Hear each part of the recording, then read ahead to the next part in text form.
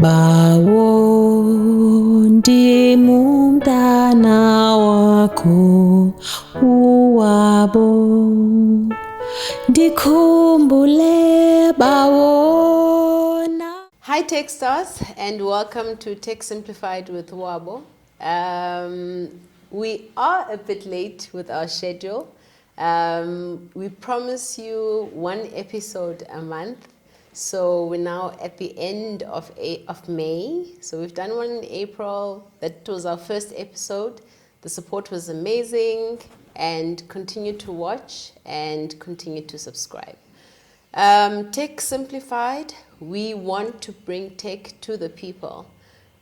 We talk about three things mainly on the show. One is women in tech and upward mobility of women in tech. And as you can see, I mean, from our audience, we do have male participation as well, because that is important. One, to open the doors, but also for creating the diversity that we're seeking. Two, we talk about energy and sustainability. And one of the drivers of the demand is directly correlated to the drivers like AI, cybersecurity.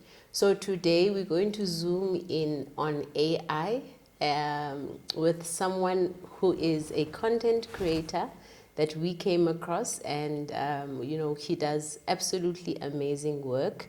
And we're going to be talking about how that is going to change behavior. We're going to talk about how that changes the nature of your workforce. And lastly, we're going to talk about, as we always do, leadership and some of the mindset shifts that are required. So today, ladies and gentlemen, we've got Mack with us. Mack, welcome. Thank you. Thank you for having me. All right. So I'm sure you may have seen Mack on... Mack, you are on TikTok, you are on Instagram, Facebook. You are on Facebook recently. I've seen some of your work, and I love how, you teach. I love how you break concepts down. And for us, we saw that there's synergies in us working together. And so, first and foremost, I always like to ask first. The least I can get is a no. Is if you can be a guest every now and again on our show and keep us updated on the wonderful work that you do and the gadgets that you talk about. All right. So let's talk about you. Where you come from and where you were born. I know you're from the Eastern Cape, but tell us where. I am. There's a little thing that always confused me with the whole "where you from" thing. Okay. I'm from Cape Town. I was born and raised. Okay. But since your parents are from Eastern Cape, it's sort of classified you are from Eastern Cape. But I see myself there every December. Okay. Of my life. Probably I've probably been to Eastern Cape 20 times in my life. Where in the Eastern Cape? In Queenstown, Lady Frere. Okay. In Queenstown. Queenstown. Queenstown is the classification of the the town part, yes. because we have those other areas around it. So Queenstown is called the Ekomani. Ekomani. Yes. Okay. It's the whiteified name version of the Queenstown. They even changed it on the map now. They took away Queenstown and it's called Ekomani. Okay. So you only used to go there for holidays. Holidays, seeing my grandma and the world. High school, Cape Town. Cape Town. So born and raised in Cape Town, and then I would move to Joburg 2018. I can't even tell you much about Joburg, but I can tell you it's a whole different place. It's not Cape Town. It's more diverse than Cape Town, because if you know in Cape Town, and if you see, for example, if you see someone who's black in Cape Town, 90% of the time is going to be closer. Okay. The person going to be closer, right? Yeah. And that's what I was used to. So when I got to Joburg, and it's so closed-minded. So when it is closer, when? Closer, yeah. Yes, status clause okanye ngumxhosa nje. No, the status clause. Ekhaya status clause. Okay. So it's one of my points where in Joburg, I had to speak more English because a lot of the people, if they find out man this is Xhosa, they're going to be like, oh, Xhosa, oh, kaloku, kaloku. Sana. And then I'll just be like, oh, okay, all right, I'm not going to do that anymore. I love that. So I think the whole English speaking thing Yeah. just came a thing because I just got annoyed about the whole stereotypes of Xhosa are loud. Now people are surprised if they hear me say a phrase in Xhosa because when I speak and I explain something about a phone, for example, Yeah. and I don't even know it, but I blurt out something that is Xhosa related or something, and they're like, Mack, Xhosa, like, and I'm like, yeah. I thought you really okay, and I'm like, okay. I think I hit it too well. All right. At some point. Okay. So now, Mack, tell us what you studied and what influenced your journey to be a creator, particularly in the electronics space. Okay. I studied BCAD, which is Bachelor's of Computer Application Development, and the thing that with a person. You recently graduated. Yes. Congratulations. Yes, thank you. That was last week or Yes. the week before. Yes. And the person who inspired that was mostly my dad, because we love seeing how things work. Okay. Things work. Like my dad is the one that bred this thing in me of seeing how things work, how things tick. He like at home we would never call anyone to do something. A plumber, no, my dad would fix it himself because he was very resourceful. In Eastern Cape, he would fix everything. If anything broke, a stove, the TV itself, he knows all about it already because he did electrical engineering and then he went into IT and then all of these things. So that bred me, and the love of tech came from that. Okay. So it just moved on and just got bigger and bigger and bigger. And when it was time to pick a profession, I was like, okay, let me do IT. Okay. Because it runs in the family. It must run in the family. So, yeah. Okay, but now, Mack, tell us about, in your experience, I mean, obviously in your class, not everyone comes from that kind of background. Yes. Right? How, from your purview, would you say parents can start familiarizing themselves with tech just to the level of having a conversation of career advice with their kids? It's a very hard thing to just start at an. It's not a hard thing to get into tech.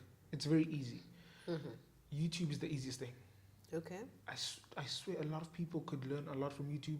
Whatever you need to know, you could type on YouTube Computer Simplified. Whatever you want, let's say your son to study or whatever, and get just a simplified version of that video, of that course or whatever, and then try to familiarize yourself with it. So when you are there to convince your son, why don't you get into this field? Yeah. And you will know what you are talking about. They do an amazing job of explaining something with analogies to make it more simple for you and for them.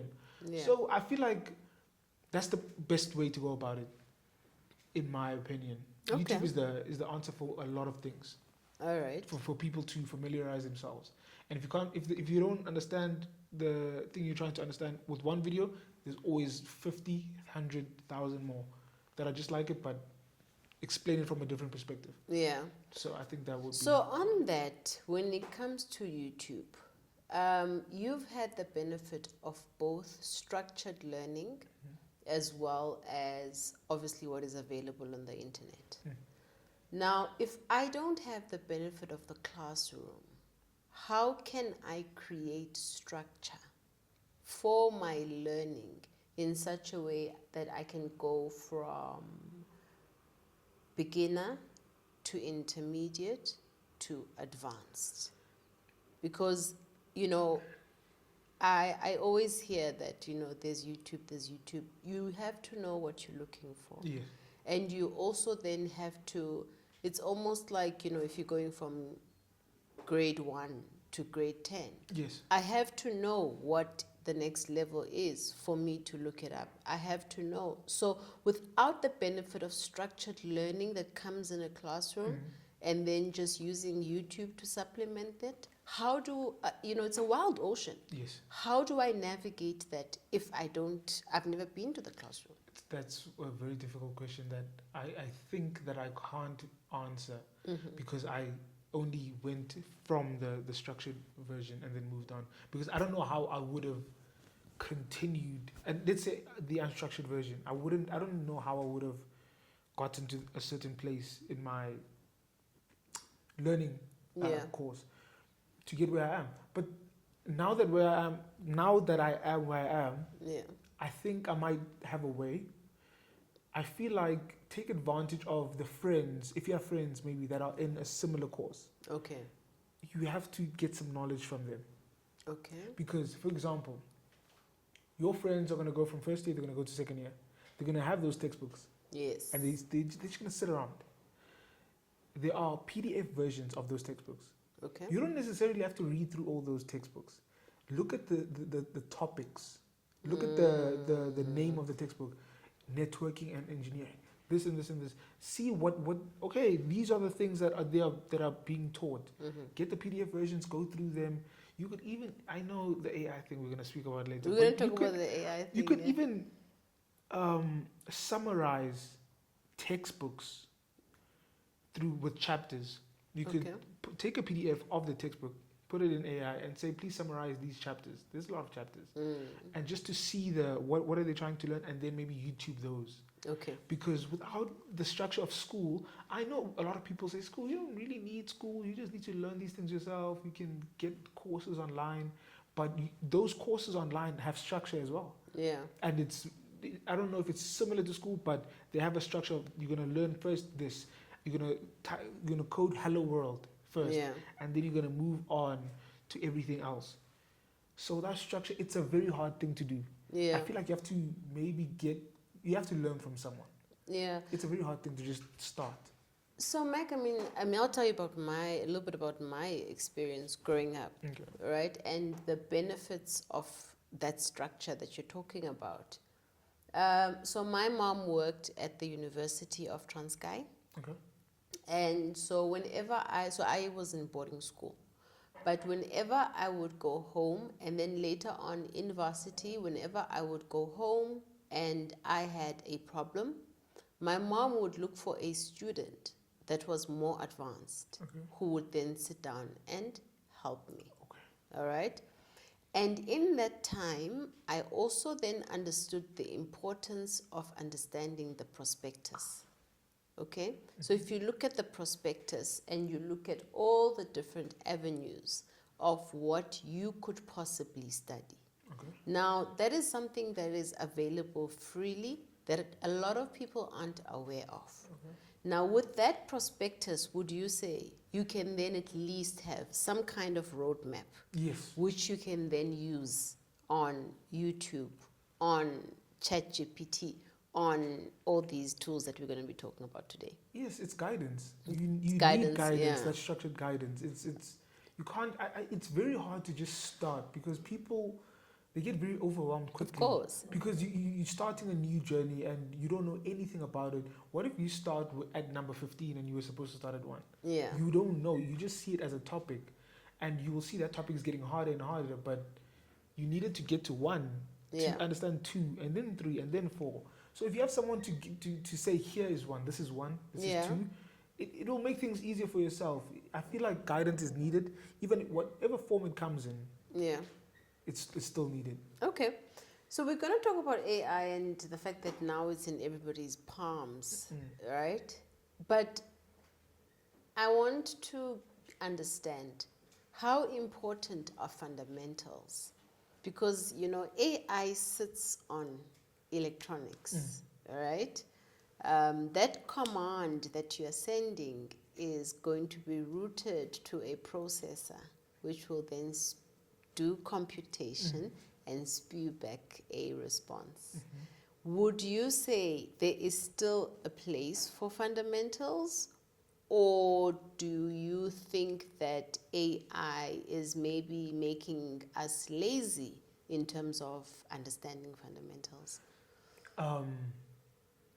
I feel it's two ways, I think, but it's all rooted in perspective. Some people could think that what you're doing is lazy, and then another person would think that it's making things easier. Because I saw it as we were in the era of AI while we were still in school. So a lot of people used AI to do things. But what if we put what you just said together? We use AI to learn the fundamentals quicker Yeah. instead of the textbook. So what I would tell second years while I was in third year, don't use AI to get the answer. Use AI to help you teach what your lecturer couldn't help you get at the point. Some people are scared to raise their hands. Okay. So at your comfort of your own home, go to AI and be like, this is the chapter I'm struggling with. Here's the roadmap that our lecturer gave us, but he didn't explain it just the way I could understand it. So could you give me different ways and give me analogies that would make me understand?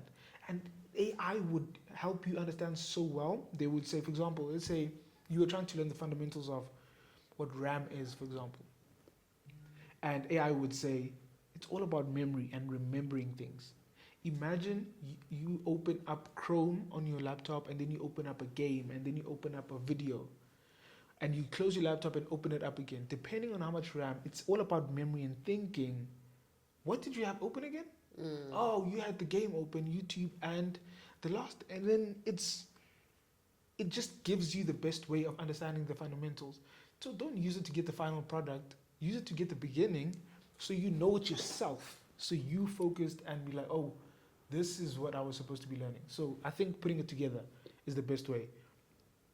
Using AI to learn the fundamentals, if you couldn't get it from the teacher, if they couldn't help you in that specific area, maybe it could help you. So I like the point that you made, that not everybody has the confidence to raise their hand in class. And so AI can really be your companion on this journey. Now, tell us about your challenges throughout your studies. I mean, you're juggling content creation, as well as completing your bachelor's. What are the challenges that you have faced on that journey? It's a challenge that I knew that I had, but I didn't think it was going to affect me so much. It's dyslexia. Okay. And in coding is super hard when you have it, because let's just jump around. Okay. And I have to focus for it to make sense. I don't know if that makes sense. So it takes me longer to focus in on a simple word and what it is. Because I could type it in my head, I could type a normal thing and just type it out. But then sometimes reading it just kicks in, and then I have a hard time reading a simple sentence. Now with coding, it's a whole lot of words that you're not used to, especially when you start learning. So I had to find mechanisms in my head just to, okay, this is what I typed here, this is what I typed here, just by seeing the letters that are there. When I saw the letters, I'm like, okay, no, this is what I wrote. This is the code. This is print line. This is this and this and this. So that was the biggest challenge. And then on top of that, in class, I had to also figure out how to navigate freedom as well. Because when they go from matric, where your parents are on your neck, you have to be studying. You can't go out. You have to study exams and everything. Now, a lot of people are in different cities. So it's a challenge to have so much freedom. Your parents are in another city. You're alone and everything. So I had to navigate the freedom as well. Because I was at school with Oratile. And we would go right after class. We would go, and I know that if I come late, they're not going to say anything. So I feel like it was a challenge to navigate the newfound freedom that we got as well. We would go to Mall of Africa and go get donuts or whatever.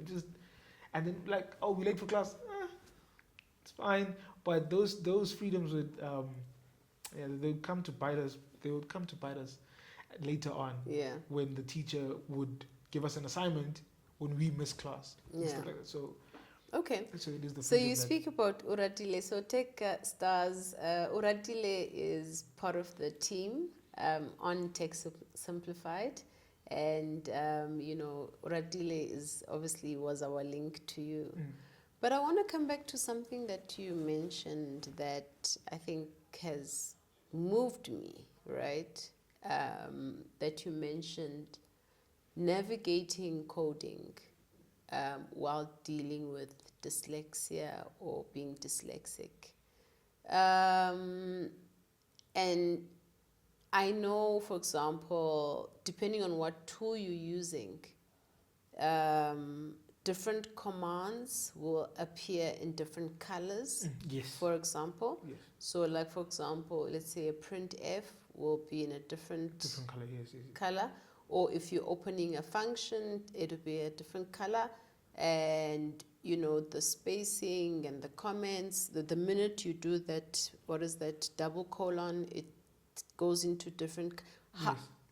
Does that also add to the complexity from? Helps. It helps. Helps. Oh, okay. Yes, that was one of the things. I didn't want to go into detail, but it was one of the things where I said I had to figure out. So that helps. Yes, so it helped because in different softwares, like we used Visual Studio, Microsoft Visual Studio, and you know how when you code it gets different colors. So I got used to the colors. I'm like, okay, if it's this color, it would never be so this one. So the colors help. Yes, the colors do help, and I thought the colors are useless. Why are these different colors? But I don't know if it's made for that. I don't think it's made for this, but it definitely does help because you know that a specific line of code is not going to say this, and it's not going to be this specific color. So if it's one color, you will know it's a part of this line of things. And I'm like, okay, no, I'm getting it faster now.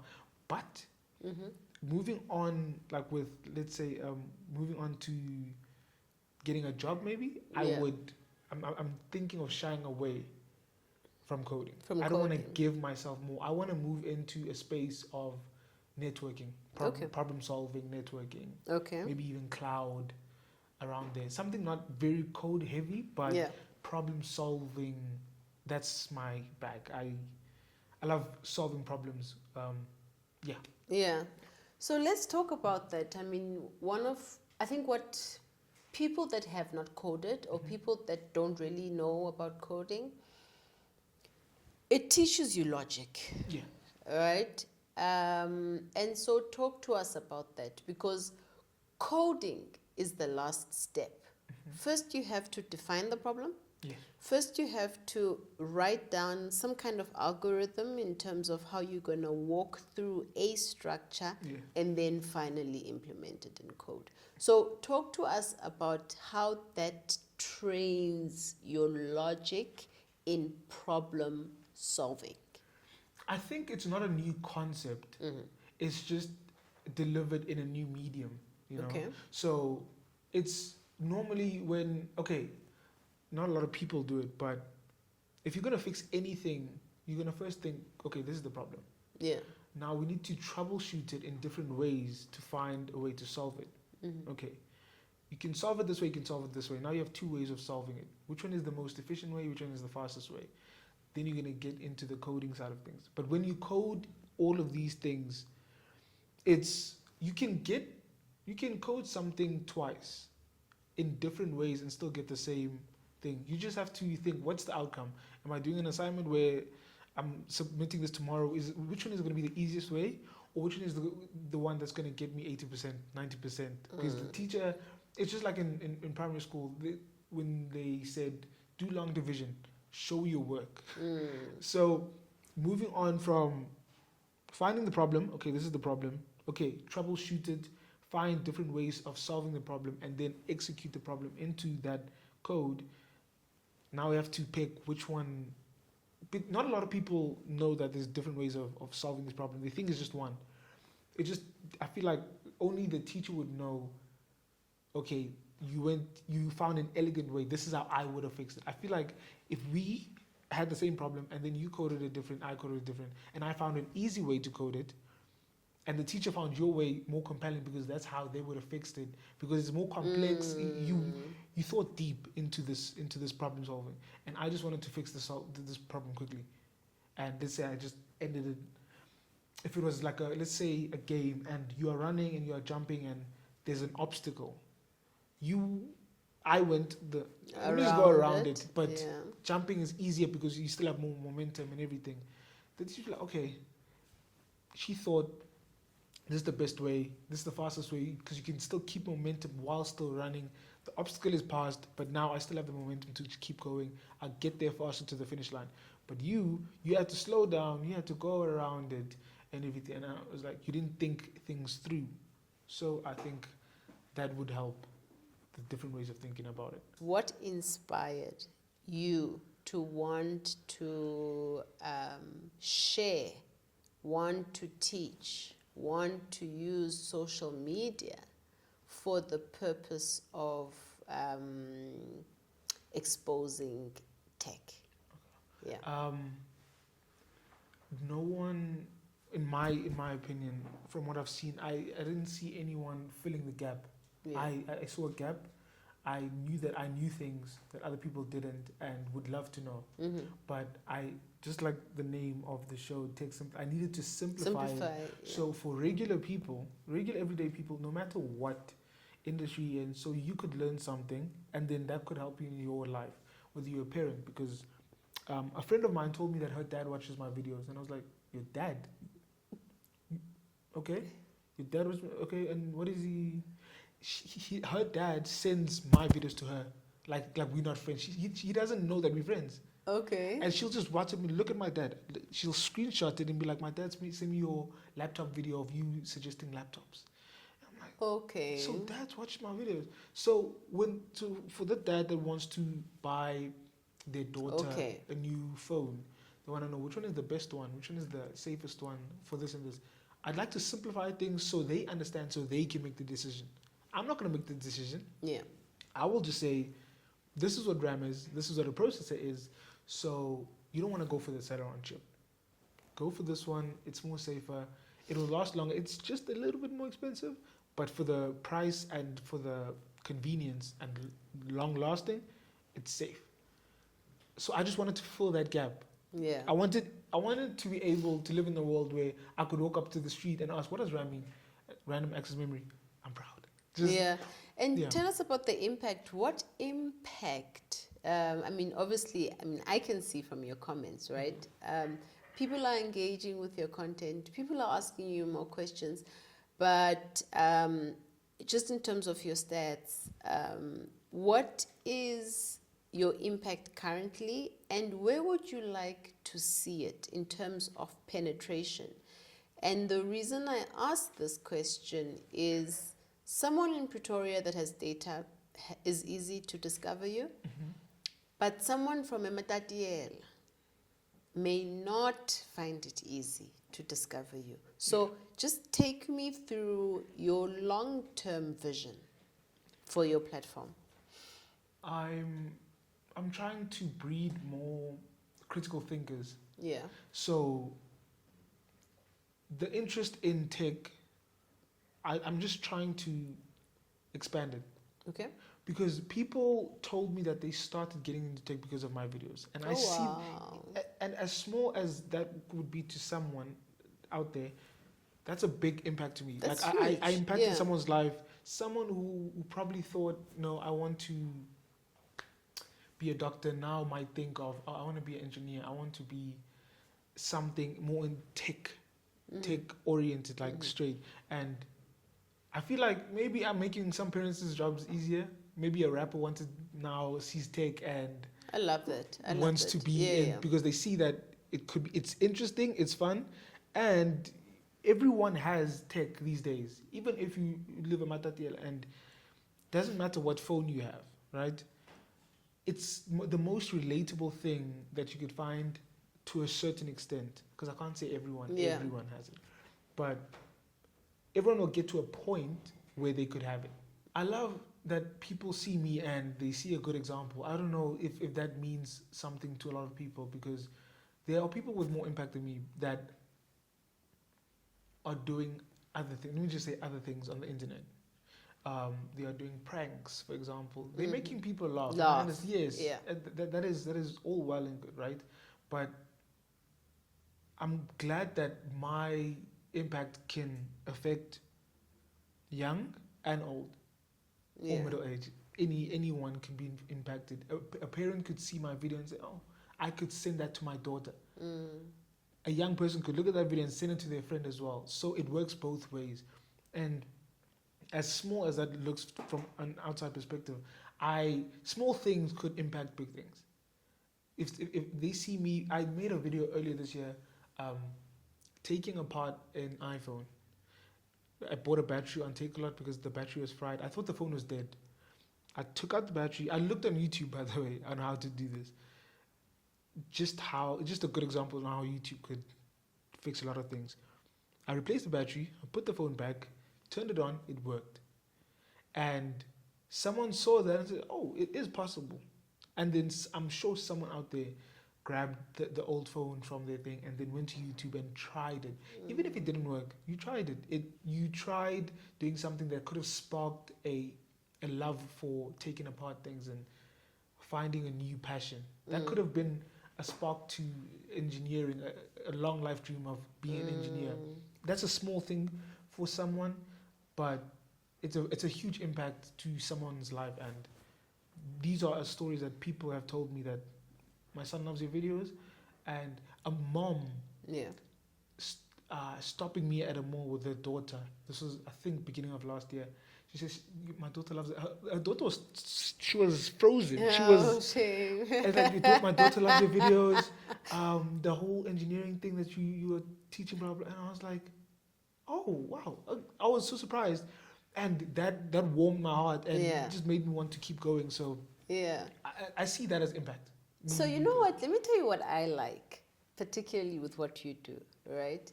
And I think you've already said it. Is you're making tech fashionable, you're making it cool, because I firmly believe that we could do with rebranding in the tech space, right? And also, for me, it's about connecting the dots. So even if you find, I don't know, being on stage rapping fashionable, that sound is going into a microphone. That microphone is being amplified. Right? So we're now creating a generation that can understand the entire value chain and then choose where they want to thrive. Or not choose, do both, right? Because of the efficiencies. So I want to now start talking about the efficiencies of AI and how you think, or maybe, do you think it will start creating superhumans? If I can finish an assignment in a day using AI, then it means that in 3 years, I can actually have 2 degrees in the future. All right? I can have 2 degrees and I can still have time to master a piano or any instrument of interest. Okay. Now, that's what a superhuman is. A superhuman, you're not restricted because of time. You can only master one discipline. You start seeing people that are cross-cutting and they're able to master fundamentals, and then by merging different industries, you get new industries being created with different thinkers, so it's not either or. Either I'm a doctor or a singer. I can be both. I can be a creator and I can save lives. It's such a. I've never actually thought about it. I never thought about AI. I've thought about AI making life easier, but I never thought of it being taken advantage of to a point where you could cut time in half, for example, because of AI. But the thing is, you can't use it fully like that though. Okay. For example, from what I've been told, if you want to do masters, for Mhm. example, you need to create a thesis and you have to do your own research. You have to do all of these things, and AI can only help you to a certain extent Yeah. because you have to have. When I did research last year, we never done research like that because our field is not very research based Yeah. that much. So they had one module which was research, and then it was hell at first because we didn't know what this was. Yeah. Other courses have research from year one. We just started in year three just to Yeah. have it and move over. Apparently, when you move on, you get research. And I thought to myself, AI can't help me here. Yeah. I have to go to these articles, I have to read these articles, Yeah. and I have to find out my own my own thesis and everything and just go from scratch Yeah. and start over. So AI is lovely and it could help you, but I don't think it could get to a certain extent to make a superhuman. Yeah. So there's a continuing on the topic of these superhumans, right? That can now finish degrees ultra quickly, ultra fast using AI. I don't know if you've seen, there's a lady, her name is Professor Karina Benstoon, and she actually walks you through the types of prompts that you should be using. If you are writing your PhD thesis, for example, she walks you through the prompts, she walks you through the structure of your dissertation, she walks you through, so she really is contextualizing and equipping a whole lot more people in terms of shrinking the number it takes, the time that it takes to finish either a master's or a PhD, and then you can have multiple masters, for example, in a shorter time. So what are your thoughts on that? The first thought was ethics in my mind because I didn't understand the full context. But if she's just teaching you a faster way to get things done, just using something that is very accessible to people, you're achieving your goals. But I still don't know enough to give my full blown opinion. But from what I've seen, I think I would have needed that help. Yeah. If I were to continue maybe masters wise and everything, because I don't think they necessarily giving you the answer. No. It's just giving you a better structure. It's a roadmap, right? It's a roadmap which is a bit more efficient. But let's take best case scenario. Okay, because I like to look at what the impact will be for humanity. Okay. Because that's what's topical right now around AI. Okay? Are we going to see a whole lot more educated people? Because now it's so easy. You have this recipe, you have this roadmap, right? That a degree is no longer going to be enough. It's not enough. All right? Yeah. There's other skills that you're going to need. And it then also refocuses. And I'm sure you see it now. If you look on social media, there's a rising trend around elevated consciousness for human beings, meditation, accessing those higher levels of thinking, tapping into parts of your brain that previously you had not used. And that takes us back to that superhuman, that you become creators instead of executors. So coming back to, I mean, this is just one example with this professor lady. But imagine that world where a degree is just, it's like water, all right? And we get to a point where everyone can get a degree, everybody can get. Now it is, what's next for humanity? What's possible for humanity? And the whole thing about the degree, the very difficult part that people don't grasp is, it's like, you're right when you said it's like water. A lot of people have degrees and they think it's enough, but when you go onto the job, you are applying to a job with the same person who has the degree and the honors, and they have more. So I feel like it's all about hunger, how hungry you are to get to be a step ahead of other people, or is this degree just enough? Ndikumbuke